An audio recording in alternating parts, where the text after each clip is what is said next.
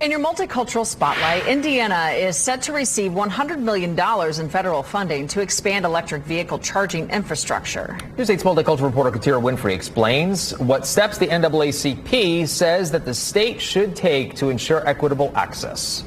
The National Electric Vehicle Infrastructure Program will impact Indiana, and as it stands right now, there is very limited access to charging stations, and even more apparent in communities of color. NAACP representatives say historically, black communities have seen environmental degradation and fewer infrastructure investments. The NAACP and its allies demand access for all be included in upcoming electric vehicle infrastructure. It has been 1.5 years on this journey for justice. INDOT and agencies like the Indiana Utility and Regulatory Commission are finalizing plans on how to roll it out. A failure by the state of Indiana to include the black community in electric charging stations would mean that the black community would not be starting at the starting line.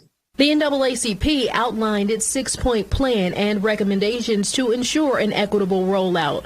The 5-year electric charging station rollout is meant to improve range anxiety for electric vehicle drivers by adding stations along highways and in communities. NDOT must do its part to ensure that all of us are included in this transition to clean energy, because for far too long our communities have been forgotten. The NAACP is in part asking for transparency, commitment to minority business enterprise, ethnically diverse workforce hiring, place EV infrastructure near minority-owned businesses, and air quality, while also asking that 40% of the funding be used in disadvantaged communities. These decisions are occurring at a time when there is a historic level of federal funding to invest in EV infrastructure, which can either serve to start to tackle climate change and historic decades of environmental racism, or exacerbate inequities in this state. Further community input will help determine where stations will be located, as well as regulate rates in terms of service for electric providers.